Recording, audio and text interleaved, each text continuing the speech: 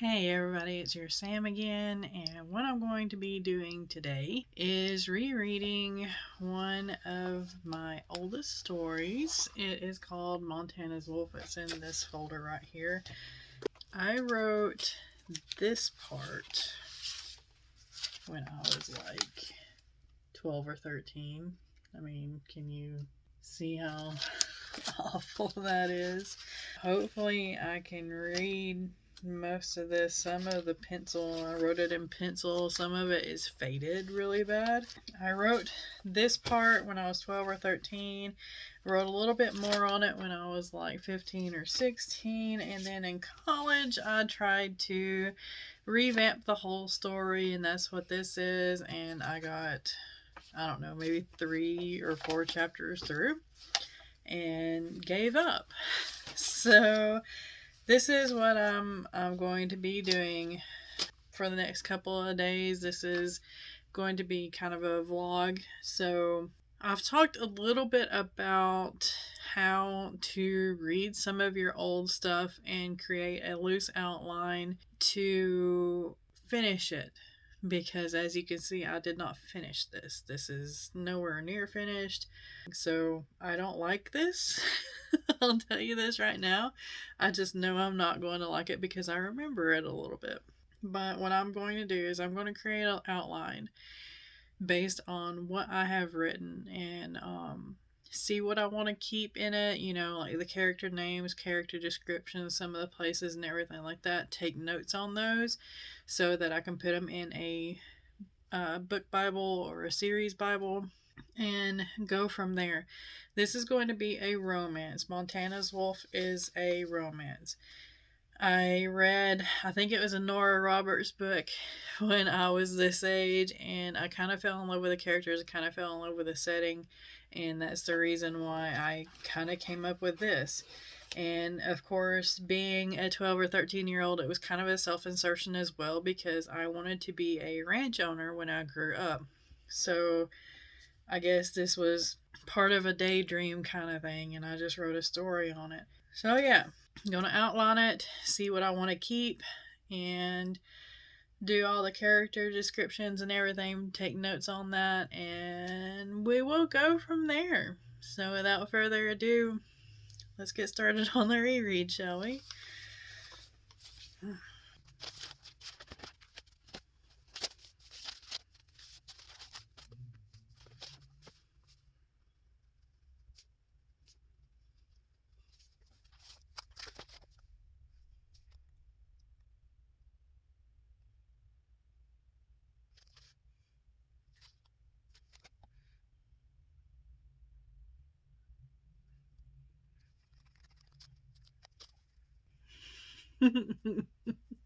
I gotta pause this right here because I am just on the first page, and already the eyes of the main character are like a mood stone. They change color with her emotion. And it's supposed to be a romance. This world romance, not fantasy. So, yeah, just say.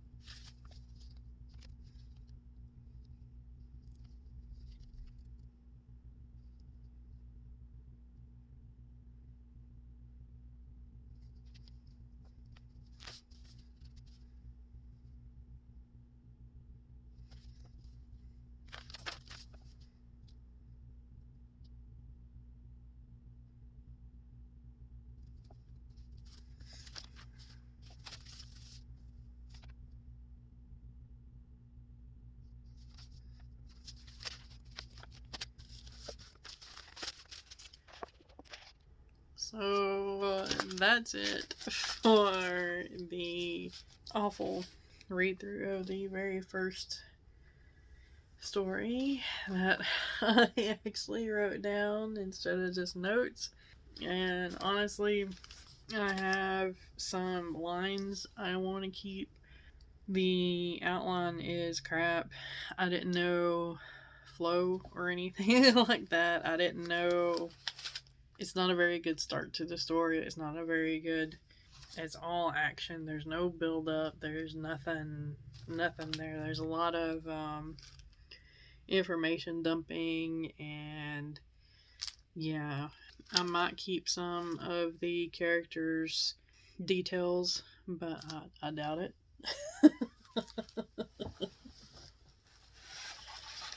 Just because I know the details that are in the second portion here, and I like those better than what was in the first portion. So the things that I'm going to keep from that is that they are in a small town. You know, there's a Walmart, there's a McDonald's, and nothing much happens. You know, there's some 4th of July celebrations, there's some Christmas celebrations, you know, Halloween and stuff, and everybody gets together. Small town life, everybody knows one another. There's not, you know, very many people at all. It's mostly animals, and they own a ranch. That's basically what I'm going to keep. One thing I might keep is that the love interest is a investigator for, say, a company that buys meat from ranchers. So every now and then they have to, I guess, check the meat and everything, make sure that there's no steroids, make sure that they're following all the protocols and all that stuff. So I'm going to have to do a little bit of research on that type of job and what that entails, and way that ranchers have to keep up with their licenses with that company in order to sell the contracts and everything like that. So yeah, I'll probably keep that. There's also a portion where the cousins of the main character come to live with them because their parents died. I might keep that just to add a little bit more depth and another plot to the story other than it just being romance. I didn't even go into that in this story. They just showed up and that was it in that story. There was nothing else to do with them. Just the day that they showed up. So yeah, that's yeah. The main character and the best friend have two very highly trained horses that they've trained themselves, so I might keep that. Some lines that I kind of like that I want to keep is, am I paying y'all just to stand around and scratch your butts? And another line, only a fool would try to kiss us twice in one day. So I might keep that. It's a little play off of a line out of the Disney movie Three Musketeers with Oliver Platt and Kiefer Sutherland, and that, I can't remember what the line was in the Three Musketeers. Only a fool would try to kill us twice in one day. So there's that. I kind of like that line. A little bit of a change to it. There's a saying that I want to keep. I kind of forgot about it, but I want to keep it in there. I want to put it in the new book, Grinning Like a Sack Full of Possums. There's also another plot point that I didn't hit on at all in the story, except for once when they appeared, and that was two escaped prisoners. So that might be another issue. That might be like the breakup or the stall in why they get together kind of thing, you know, towards the end. Because again, it's going to be like a romance. And there's also, oddly enough, there was a 5-year time skip that I did in this story, and where the main character married another guy because the guy kind of reminded her of the love interest, and the love interest just disappeared. I mean, yeah. And then he comes back after she gets divorced and has a kid. What's up with that? So I don't know. That might be something that I also keep. I don't know. We'll see. So there is this portion that I wrote back in my second year of college, so probably around 2003, 2004 maybe, give or take. And it's 25 pages, so it's about the same as that, but it's actually typed, so I won't have to struggle with reading my awful handwriting. Because there is like 5 pages at the end where I tried, actual cursive instead of my usual scrawl, and my cursive is worse than my scrawl. So we'll we'll read through this, and these pages right here are just little short snippets of things I guess I had the inspiration to kind of write on the story, but I didn't type it up, so that's what these are. But they do go with this because it's the same names as this story instead of the names that I used in that one, which I don't mind the names Scott and David. Let's read through this and see what we can keep. Hopefully this will actually add some outline points so I can have something to build off of.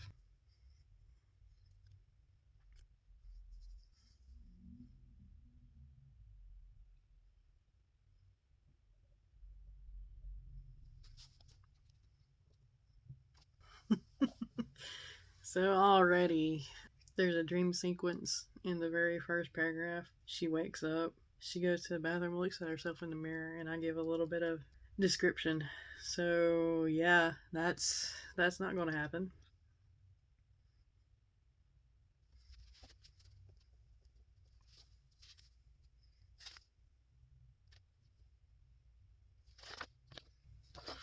And on the back of the very first page, I have a list of character names. Look at that. They're ridiculous though. Christine, Coco, Kachina, Wolf Moon. Whew. Okay.